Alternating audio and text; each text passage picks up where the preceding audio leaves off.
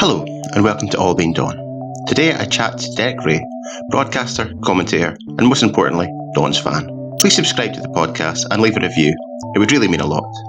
Now, without further ado, let's get into the episode.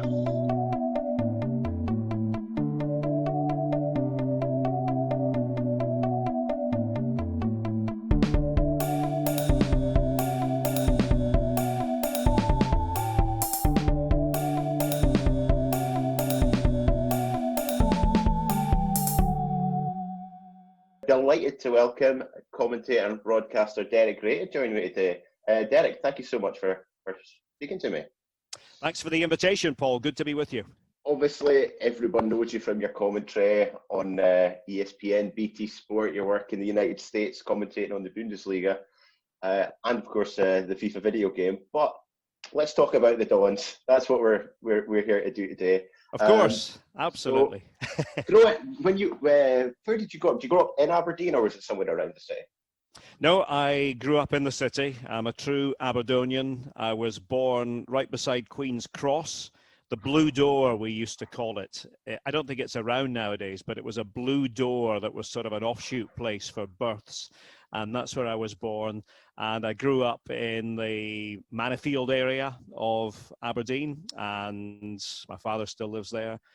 And so, yeah, 100% an Aberdonian. My parents both from the Northeast. In fact, we did something recently. We did the old family tree and then the DNA ancestry. And it's actually so boring. It goes all the way back, centuries, and it's the same DNA and it's the same stock, if you like, from the Northeast. And yeah, our people didn't venture very far. But yeah, grew up in Aberdeen, Braeside Infant School, Airy Hall Primary, Hazelhead Academy. So yeah, 100% Aberdonian. Full Aberdeen loon then. No danger about that at all. I'm in. There it is. Was football always a part of your life growing up? Were you introduced to it by a family member, or did you find it yourself? It was very much part of my life from the start, and just like a lot of other kids, I intuitively took a ball out and kicked it around in the street, in the back garden, all that sort of stuff. And of course, it was on TV back then. We didn't have TV coverage to the extent that is available now, but it was always on. And, from a young age, I was very much aware of it. And of course, Aberdeen were the local team, and there was really no other team you could support as an Aberdeen loon, as you said. It had to be the Dons. And I like to tell the story about my first time at Pittodrie because it was sort of by accident. And it was in the early 70s. My father and I, if you remember, back in those days, down by the beach, you still have the links golf course. And there used to be a putting green, or sort of a pitch and putt area, but a putting green specifically that you could just go and use to practice your putting.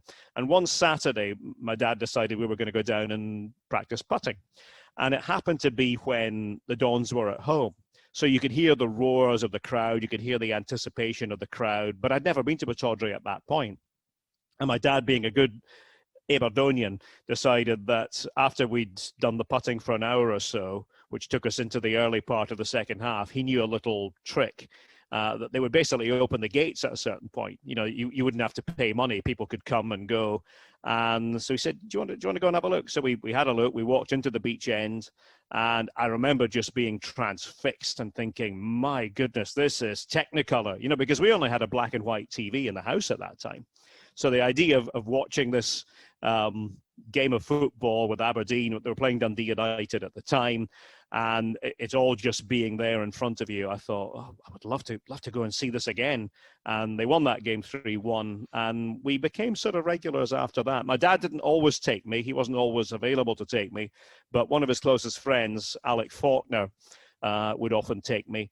And that was the pattern for a good number of years after that.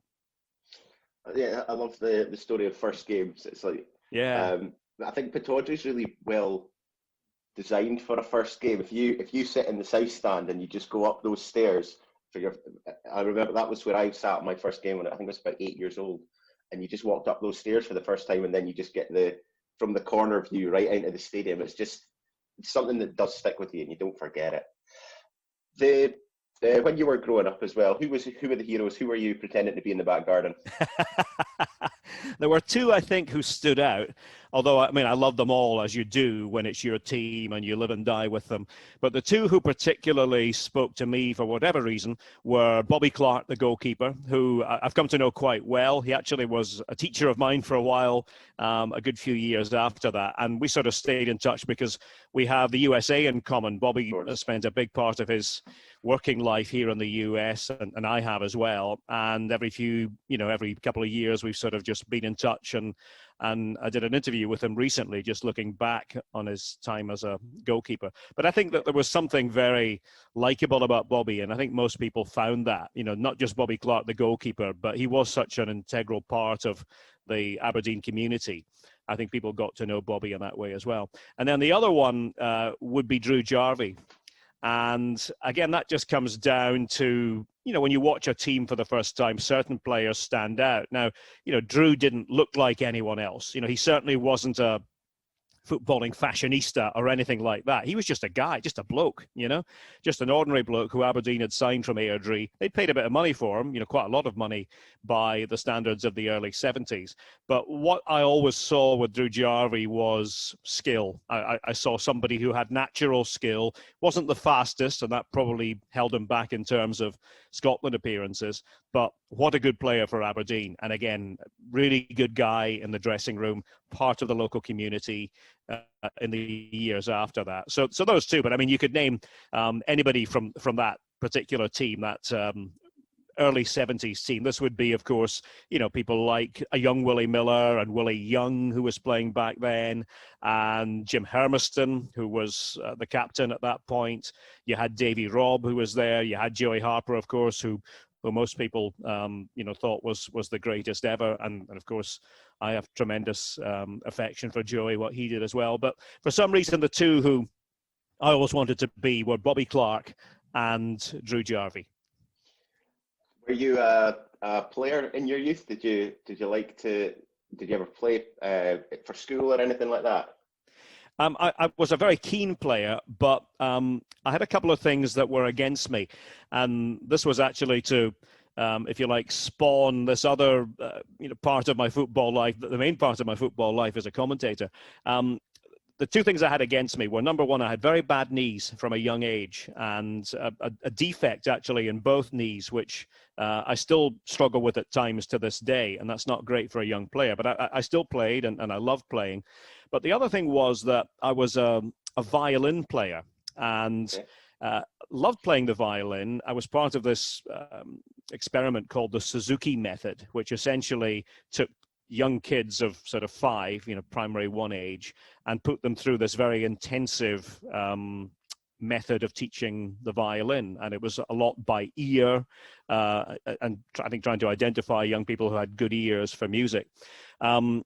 But what has this got to do with football? Well, it had to do with the fact that as part of being a violin player, it was expected that you went to Saturday morning orchestra. There was an orchestra that we went to down at Little Belmont Street every Saturday.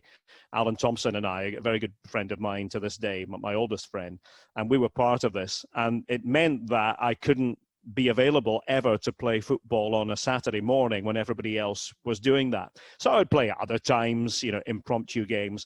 But of course, I was a football fanatic, and I would, do the orchestra and of course go to Pataudry whenever that was possible. Also to reserve team games.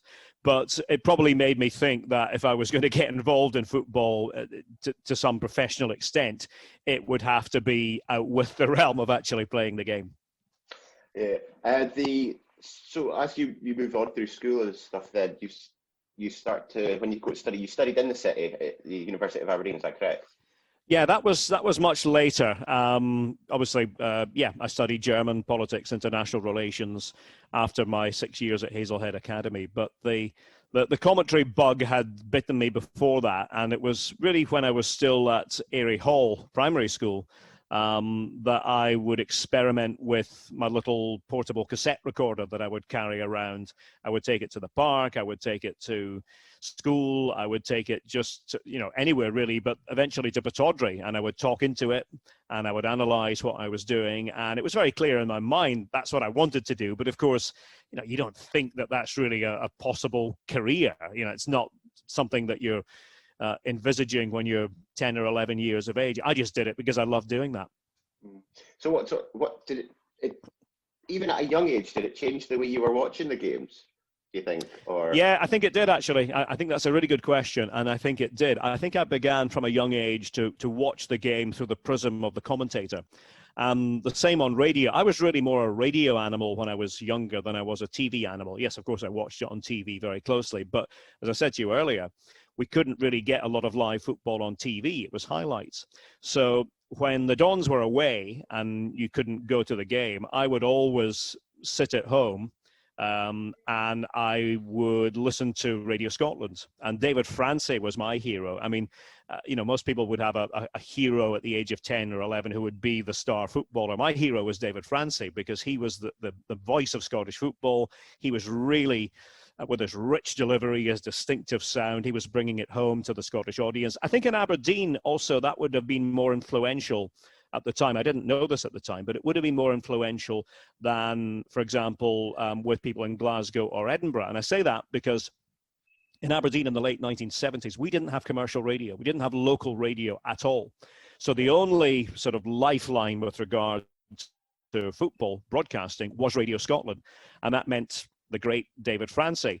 And he was actually to become very influential and instrumental in my development. I wrote to him, I sent him tapes of my work, and to my great surprise, pleasant surprise, got a beautiful reply from him. And we stayed in touch. And he really encouraged me throughout my teenage years, went to work for hospital radio in Aberdeen. And so, yeah, I've got a lot to be thankful to David Francey for. And he actually, when the time came, when I was 19, when I was at Aberdeen University, and sent him another tape, without telling me, he gave that tape to his bosses at BBC Scotland. And that's how I got my professional start. So, it's always great to think back to your heroes and, how important they were when you were younger. In my case, my hero actually helped me get the start in the profession that I'd always dreamed of being part of. So for me, it doesn't get much better than that. Of course. So you did your first commentary at 19. So roughly, when was that? What year was that? That was April 1986. And I was just finishing my year at Aberdeen University, my first year. And so what had happened was David Francey had given the tape to his bosses at the BBC. And then out of the blue, I got this letter from BBC Radio Scotland, from the senior producer of football at the time, Charles Runcie. And it said, David Francey has given me your tape. We've listened to it. We really like it. Could you come down to Glasgow sometime for a chat? He said, maybe during the Easter break, which was coming up. So I did that, went down, we had this chat, all went really well. And I thought, okay, so maybe they'll give me a call sometime and maybe there'll be an opportunity. I didn't know that opportunity was going to come just a couple of weeks later. And it initially started with an Aberdeen Celtic game that wasn't the live commentary match. Again, these were different times. People say, well, Aberdeen Celtic, that would be the live commentary match nowadays, wouldn't it? Well, back then it wasn't necessarily so. Sometimes it could be a lower game from the top division, or even a second tier game. That was just the way that it was done. And it was only second half commentary in those days. There was no such thing as commentary on the whole match. It was only the second half that you were allowed to commentate on. So again, different times, different traditions. The idea was to try to encourage people to go to the games. So I was the reporter at the Aberdeen Celtic game. And so I did that. And in between time, they were actually having me commentate on sort of 5-minute bursts for them to record so that they could listen later. Again, I didn't really know I was being judged to this extent, but the following week, Kilmarnock against Dumbarton, David Francey was unavailable because of a knee injury. Now, they had other people who could commentate at the time, but they were all unavailable for various reasons. So I think they'd been looking for an excuse to give me a game. I get that impression, now looking back. And so the call was put in, could you come down to Glasgow? You can stay overnight here. We'll get you a hotel, and then we'll get you down to Kilmarnock on the Saturday to do Kilmarnock against Dumbarton, which was a game from the second tier, both teams pushing for promotion. And so off I went, and that was my first live game. And I did it, and I thought it went well. Of course, you never quite know, but I was, when you're young, you're kind of quite confident about things. You don't really question things to the extent that I might do now as a 53-year-old. When I was 19, just did it and didn't think much more than that. So got back home to Aberdeen, and there was a message, can you call Charles Runcie? So I called Charles Runcie, thinking, okay, let's see how this goes.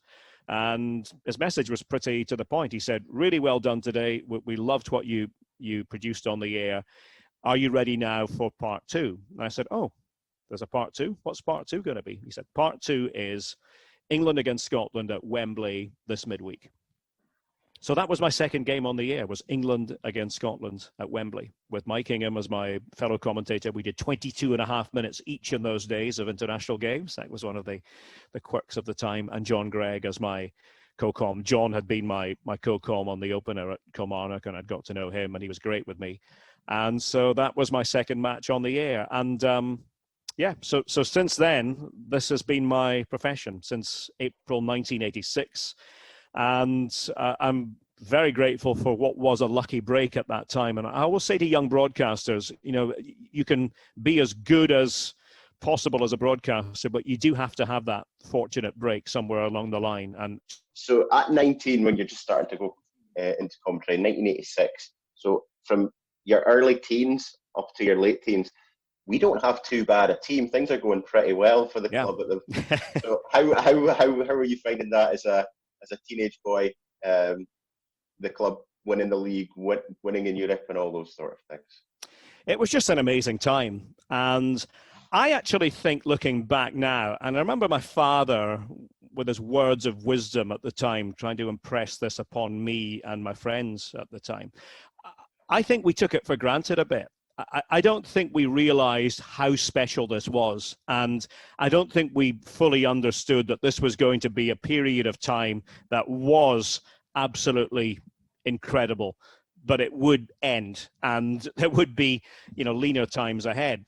I think when you're young, you live in the moment and you sort of assume things are forever. And, Aberdeen, let's face it, in the 80s, and I always tell this to younger people here in the USA who are asking about the history of football. And I say, I was very lucky because I supported the team that was legitimately, I think, the best club side in Europe in 1983. And probably for a period of 3-4 years around 83 was certainly in the conversation as regards the top 5 in Europe. And that's not exaggerating things at all. It was a great time. It really all started, I think, with Billy McNeill for me. I mean, Ali MacLeod, of course, won the League Cup. And yes, I think Ali does deserve maybe more credit than he gets from people outside Aberdeen, because he lifted the city and he lifted the team and the supporters. And yeah, we know what happened with Scotland and Ali. We know that maybe a lot of it was sort of, if you like, false evangelism, the way he went about his business. But, let's give him credit. He brought a trophy to Pittodrie and he did make people believe. Billy McNeill, though, I thought brought a different kind of professional attitude to Aberdeen. And even though he didn't win anything in his one season there before he couldn't resist the siren call from Celtic, he did improve things. And I think going to games under Billy McNeill, it was a pleasure. You could see that team evolving. So Fergie now, of course, deserves all the credit in the world, but he knew when he arrived at Aberdeen, he had something good already. That there was a block in place, a building block in place. And of course, what he did is, just phenomenal when you look at the honours and his ability to sign players, especially from St Mirren, it seemed. He knew every St Mirren player, of course, having been the manager there, and half of them seemed to end up at Pittodrie, and they were all pretty good. People like Peter Weir and Dougie Bell, Frank McDougall, of course. And I think back and I just think I was incredibly lucky to have lived through that period, especially when you look at Gothenburg and you look at those pictures again and you think about where you were and all of that, and the scenes on Union Street the next day, at Pataudry the next day, all of that together. It was just a remarkable time. And I get great joy reminiscing about it. We did that actually for Aberdeen during lockdown. We did a special program for Red TV, getting a few of the greats together on the night of Gothenburg on the same day, and doing a build up to it as though it were the same time as the game, and then showing the game. And it's one of the most evocative things I've done as a broadcaster in recent years, and it truly took me back to my youth. Do you have any specific memories of Gothenburg, for example, like what you were doing that day? Were you in the city? Were you with friends, family? Well, I know my father really wanted to take us to Gothenburg because I'd been at all the games leading up to it, from Sion, the very first match on a summer night when they destroyed the Swiss team, all the way through Dinamo Tirana, Lech Poznan, Bayern, of course, which was the big one. And I broadcast that game for Hospital Radio, in actual fact, which was a real thrill, and got some fantastic interviews. I was a German student at the time, and went to the Bayern Hotel and got a terrific interview with the great Paul Breitner, who was one of my German football heroes.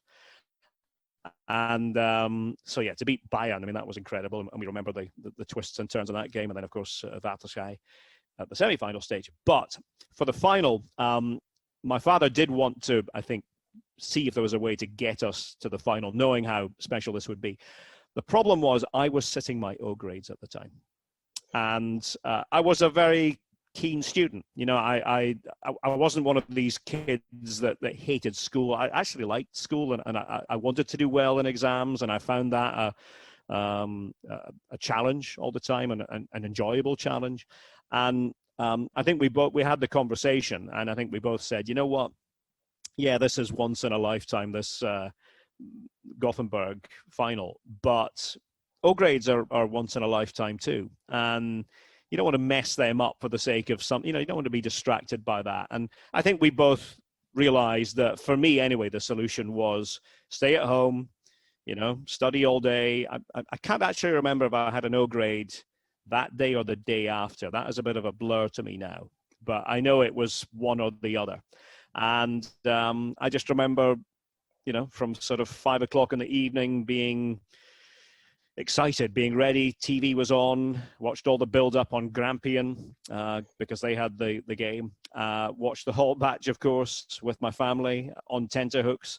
And, when John Hewitt scored that goal, I just remember, it all sort of happening in slow motion. It was almost as though you could see sort of Hewitt making this run, and it was almost as though time stood still. And most of the time when you're watching your team, you're kind of almost surprised when the ball goes into the back of the net. With this one, I don't remember being surprised. I remember just thinking, yeah, that's it. That's what's supposed to happen here. And of course it did. And there was that, heart-stopping moment at the end of extra time when it looked as though Real Madrid had made it 2-2 with that free kick. Oh my goodness! But you can still hear it in your voice now. That it's going to happen. Yeah, that was the one moment. I remember watching that, and that was like slow motion as well, thinking, oh, that's gone in, hasn't it? No, it didn't go in. And then I think, go on. It's one of those moments as well that even when you watch a replay, if you watch the replay of the game tomorrow, you'd still feel nervous when that free kick was taken. No, absolutely. But it was just, for a 16-year-old Aberdeen loon at the time, it was just, something that you have to feel very lucky to have been part of. And I think making that program that we did for Red TV, it brought home to me just how important that day was for anybody from the northeast of that period. It's a sort of a communal experience, that we all went through the same thing. We all experienced the same thing. I mean, Aberdeen aren't really supposed to win European trophies, are they? It's not certainly nowadays. If you try to explain that to a younger person nowadays, Aberdeen were the best team in Europe. I don't think that's overstating it. Nah, that's rubbish. How could that be? Well, the great thing is the video is there. If anybody wants to have a look at the video, and it wasn't the greatest of games. I think that's the one thing that I've noticed watching it back. It seemed a better game to me at the time than now, and a lot of that had to do with the rain. I mean, the conditions were horrendous in Gothenburg that night. It made ball control very difficult, but Aberdeen were the better team on the night, and they fully deserved it, and we'll always be able to say that that was our night. Of course. I mean, it's something that, I know, barring a miracle, I don't think you can ever see happening again in time in any one of our lifetimes anyway. You said that maybe you felt that people took it for granted in that era. Yeah. So as it got to the mid-80s, and obviously Alex Ferguson left and Ian Porterfield came in, there were still some really good players at the club, and then players like Peter Nicholas, Charlie Nicholas were coming in, and then just towards the end of the decade, a lot of the Dutch contingent were arriving. But when did you personally as a fan start to feel, oh, this is starting to dip a little bit now, this isn't where I thought we would be when I was looking forward? I think, to be honest, it was probably around the time when I left Scotland, 1991, and maybe 1991 was sort of the watershed, because you think back to that game at Ibrox, last match of the season, when Aberdeen had the power. Let's not forget, Aberdeen had the power to win the title that day through their own efforts, and they needed just a draw at Ibrox. But it all went horribly wrong, and I think that's when, unfairly, a lot of people began to sort of heap the blame on Alex Smith. And I had a very good relationship with Alex Smith as a reporter. I was around the club quite a bit then, sort of 5 years into my time at the BBC. He was one of the managers who I had known very well. He'd been very nice to me when he was at St Mirren, and I would go to do interviews. So when he moved to Aberdeen, I just found him a bit of a sounding board for me, somebody I could have a casual chat with about anything. And I liked him. I liked the way he spoke about football. I know he wasn't the most charismatic person in terms of his delivery, but, forget all that. I really liked the way he spoke about football. And, he's the one who brought those Dutch players who you mentioned, especially Hans Gielhaus. But, also, Paul Mason wasn't Dutch, but he was from the Dutch school. And what a terrific player he was for Aberdeen as well. And you can go down the list with the others. Snelder is the goalkeeper, of course. I would say maybe the best goalkeeper Aberdeen have ever had. I don't know that is overstating the case. I genuinely think he probably is. But I think in '91 that there was kind of a sea change after that disappointment. And it all sort of went downhill quite quickly for Alec. And I think there was a thirst for change. I think it was kind of not necessarily thought through by a lot of supporters. I think they had become a little bit annoyed because this was no longer 1983, 84, 85, 86. There'd been that period that you mentioned where it was still quite good for most of the late 80s, but it was starting to sort of go in a different direction. And I think, understandably, fans think, well, let's stop the bleeding and get somebody else in. But, who knows? Who knows what the right decision was? And maybe it's just reflective of the fact that Scottish football was changing.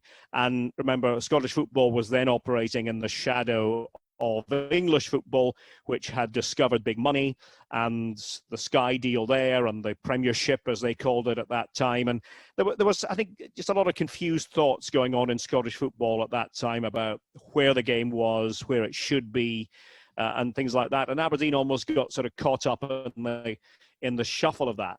And, while there were sort of odd moments of delight, it really was not the same. And I think it has not been the same to a large extent since '91. That would be when I would really say that things, for my money anyway, changed. That Aberdeen went from being in the conversation every year with regard to winning something in Scotland, because people knew that they could win something in Scotland, to really being sort of one of many who, if you are lucky, you might win something. Yes, probably top four in more recent years. But if you think about it, barren decades in comparison with what we had in the 80s, which were, truly tremendous. 1991, the year I went to my first Aberdeen game. Was it? What was your first game? It was Motherwell at Pittodrie. Yeah. We had just been knocked out of the Scottish Cup by them. I think maybe the week before, if memory serves. It's hard to remember exactly that from that age. But so that would have been the year when Motherwell won the Scottish Cup. Yeah, they knocked us out because we'd won it the year before. Then they knocked us out. Yeah. And we beat them. I sat in the south stand, and I just remember, kind of similar to yourself, just being transfixed. And I took everything home. I got a cup of juice in a paper cup that had the logo on it, so I was taking that home with me, and it was all just going on from there. Yeah. When I was just doing a bit of research, so you started working for FIFA during the '94 World Cup. Yeah. So obviously was that the year you moved to America, or was it just before that? Because the '94-'95 season must have been such a nightmare to follow from abroad. Yeah, it's again a really good question. I moved in '91, so I left right after that Rangers Aberdeen game. That was the end of it for me. I decided I was going to move to the States, and again, you do these things when you're young. I'd been 5 years at the BBC, but I decided that instead of taking the well-traveled path to London, which is what a lot of broadcasters at BBC in those days did, I wanted to do my own thing, and I'd become quite fascinated with the USA on a number of levels. But specifically with regard to the fact that the World Cup was coming in 1994. And I'd been working at the World Cup in 1990 for BBC. I'd been the commentator on the Scotland games for BBC Radio Network. And I just wanted to have a little adventure that was my own. And I turned up in Boston, which was the city I'd visited a couple of times before. I'd made some contacts there. I'd also made some contacts at the World Cup Organising Committee itself. And this was to pay dividends down the line. But first things first, I moved to Boston and I decided to enroll at a local broadcasting college. You would say, well, why would you do that? You've been working at the BBC for 5 years. But I wanted to get my feet on the ground and I wanted to understand the American broadcasting culture and really sort of be in an environment where I could adapt to the USA, because I think it would have been difficult otherwise. It is a very different, and certainly was even more so, a very different culture back then. And you also have to remember this was before internet, this was before technology, the like of which we have nowadays. So communication was difficult. I mean, to make a phone call cost a fortune, which I didn't have. So, I would hang on these handwritten letters to my family that would come in. I would sort of write them once a week, and, I would cherish reading them when they came in, 8 or 9 days after they'd been written. That was the reality of communication back then. And so 94, 95, even then it was still the same. So you couldn't follow Scottish football by any electronic media means in those days. There was no Red TV. There was no ability to listen to Radio Scotland on the internet. There really wasn't an internet. It had just started, but it wasn't what it is today.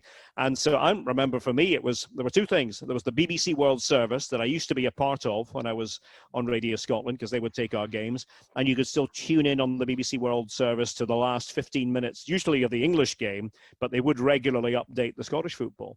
And then there was the Boston Globe on a Sunday morning, and you pick up the Boston Globe, and the first thing you would do is look at all the scores from Scotland. In my case, also you get the English scores as well, and that was life back in the 90s. So there's this kind of, it's interesting. People often ask me about the 90s. There's this kind of void for me with the Dons, where obviously I know now what happened, and I read all the scores every week, but I didn't really see many games except for if I were back visiting, which was not that often. So that sort of, the Willie Miller years as manager, Roy Aitken years as manager, sort of passed me by a little bit in terms of actually having watched much of the football. It is just very interesting. Like you're saying you didn't get to see many of the games in that year. Yeah. I mean, a lot of people who did see those games would say you were probably quite lucky, to be totally honest. But just touching on Roy Aitken, he signed a couple of Bulgarians for the club at the time that featured in the squad in that '94 World Cup. Did you know about them before they signed for the club, and were you surprised when they did? I was slightly surprised because at that time Aberdeen were signing, and of course this was a sort of a sign of the times.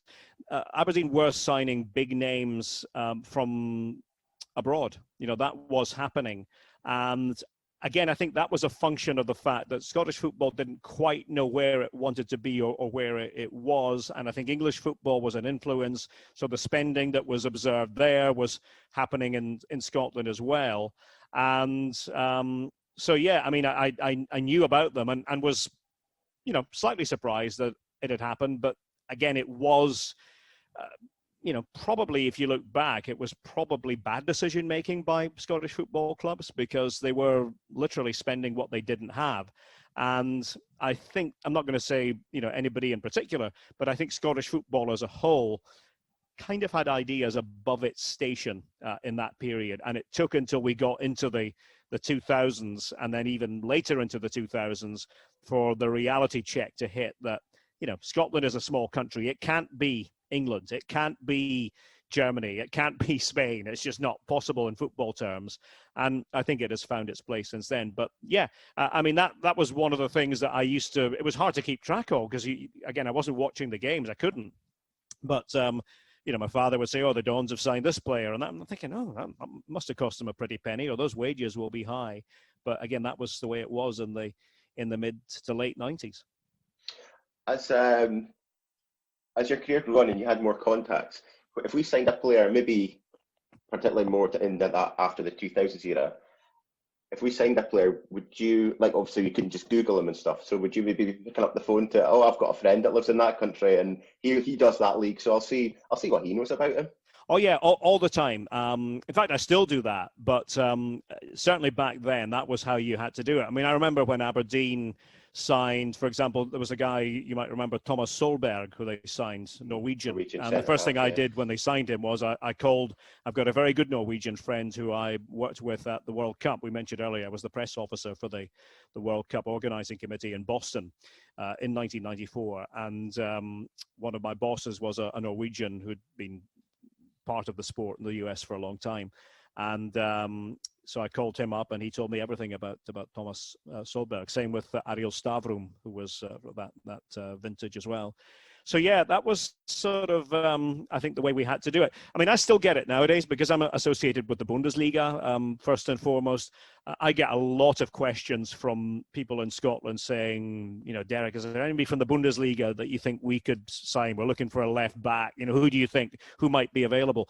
And again, it's quite hard because I think since, if you go back to, we spoke about the mid-90s, there was more parity in terms of Scottish clubs signing players that maybe Bundesliga clubs could sign. I mean, Brian O'Neill, if you remember, there's one that just comes to mind. Brian O'Neill, I think, didn't he go from Aberdeen? I don't know if he went straight to Wolfsburg, but I think he might have done.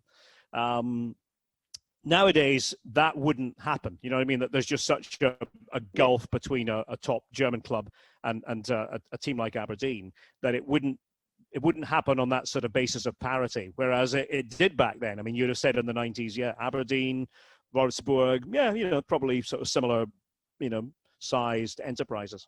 Yeah, so the Bosman, it just felt like there were transfers like that, and similarly Scott Booth going to Dortmund as well. Yes. Again, an insane transfer. Obviously, Scott was a really talented young player, and maybe that would be, if nowadays an Aberdeen player was to move to a team like that, it would probably be a youth product that's absolutely blitzed the league and all that, and then we still wouldn't get any money for him because he'd move on a Bosman. Well, I mean, Bosman certainly changed the game. There's no doubt about that. And, I'm not going to say necessarily for negative reasons, but it certainly has changed the dynamic of it all. And the idea of a player, doing well at Aberdeen, but then, being transferred to Borussia Dortmund, we know that that's just not reality now because teams like Dortmund do all their scouting with regard to very young players and making sure they are in their academies at 16, 17, and on we go from there. Taking back to your German links as well, it must have been exciting for you back in 2008 then when the club actually drew Bayern in the UEFA Cup. Probably something you didn't think you'd get to see again for a long time. No, that was a big thrill, and actually. Luckily, I was working for ESPN at that time, and we had rights for certain territories around the world to the Europa League. The Champions League was my main bread and butter, the Europa League we sort of dabbled in, and I think it might have gone to the Caribbean regions, it might have gone to some other parts of the world. But I do remember, much to my delight, that game came into our building at ESPN. So I sat and watched that. And yeah, that was a great thrill. And of course, you know, Aberdeen performed well in that home game against Bayern. And it wasn't ever going to be 1983 again. It couldn't be, you know, with a different cast of characters. But I was really chuffed for the younger generation who had grown up hearing stories about Bayern in '83 coming to Pittodrie, that they got the chance to live a bit of the magic. And it did have its own magic, as I said, even though it was unrealistic for Aberdeen to beat them over two legs. Yeah, definitely. It was a great night. I remember it was an early kickoff, I think. Yeah. Due to TV rights, and yeah, I remember 2-1 up at halftime, and then they took some of the Gothenburg guys out at halftime. Just the atmosphere was just something else that I've not had that opportunity to see at Pittodrie really in my time watching the game. As we move to modern times, the club has this link with Atlanta United now, and as somebody based in the United States, what does that bring to Scottish football, or to Aberdeen in particular, the business model that Atlanta and other MLS sides, I'm sure, use as well? I think the quick answer is nobody knows exactly at the moment, but what I would say is it's something that I think should stand Aberdeen in good stead with the future in mind. And, you know, Atlanta United have only been on the scene for, you know, a short period of time. They don't have the history that Aberdeen has. But what they have built in a short space of time is a successful model in the American context. And in normal times, they get fans in seats. You know, that is what they have, that they have become a very big entity. And I always think that global cooperation is something that we should never sniff at in modern football. And we can all learn things from each other. I'm always learning. I learn every day talking to people in other countries about how they do things. Just in general, looking back as a Dons fan, personal highlights, heroes, favourite players, even from modern day back to your days as a wee lad? Well, I think the personal highlight has to be Gothenburg. I don't think anything will ever top that. Even though I wasn't lucky enough to be there, I felt as though I was there, and the memories come flooding back every time. I think the Bayern game for me, of all the ones that I've attended, that's the one that carries most resonance. Again, because it was Bayern, because of my German language background, because, you know, it was a magical set of circumstances. And I actually didn't think Aberdeen were going to win that when Hansi Flügler scored the second goal for Bayern to make it 2-1. I thought, that's it. You know, Aberdeen are not going to have two goals in them, but of course they did, and they pre-rehearsed free kick that looked as though it wasn't pre-rehearsed will go down in history as one of the great moments at Pittodrie, maybe the greatest moment at Pittodrie, because that really was genius. Even though we had seen that before, we'd actually seen that in a game or two before, but not for a while. They'd kept that one under wraps for a while, and clearly Bayern had never seen it. So it was a remarkable feat. But I think that period, I think if I go down the list of my favourite Aberdeen players, I think they're all going to be players from my youth, and I think that's normal for most of us. I think as you get older, and especially as a commentator, you don't, you're not as in awe of players to the extent that you were when you were young. So I mentioned Bobby Clark and Drew Jarvie earlier. I would probably go on and say Gordon Strachan was one as a player who I found absolutely mesmerizing and really liked his style, liked the way he just kept at it. You know, he had a real sort of feistiness about him, and players would kick him, but he wouldn't care. He would just get up and do it again. And I think that was very important in sort of helping to forge an Aberdeen spirit at that time. Willie Miller, of course. I mean, you can't have a list without Willie Miller and his service with the club, and Alec McLeish too. I mean, the two of them were together. They were the glue that held Aberdeen together at that time. Without the pair of them, I don't think they would have gone on to the success that they enjoyed in the 1980s. And I'm probably missing out a few people. I would have to mention Hans Hielhaus as well, as somebody who I commentated on quite a bit during his explosive period at Pittodrie and thoroughly enjoyed that. And so the heroic figures would all be sort of 70s and 80s for me. And that's no slight on the the generation after that, it's just that I think as a wide-eyed youth, you tend to hold players in special esteem, let's say. Completely agree with you. My favourite Aberdeen player of all time is Ian Jess. And that's a reflection of when you were first going to Pittodrie. Exactly that. Yeah. Exactly that. Derek, this has been an absolute joy. I delight to listen to you talk and hear your stories and share your memories. I wish you all the best for the future with whatever comes next for yourself. And I hope to speak to you again soon someday. Because as I say, it's been an absolute joy spending a bit of time chatting with you. The pleasure's all mine, Paul. Thank you very much for having me, and stay safe.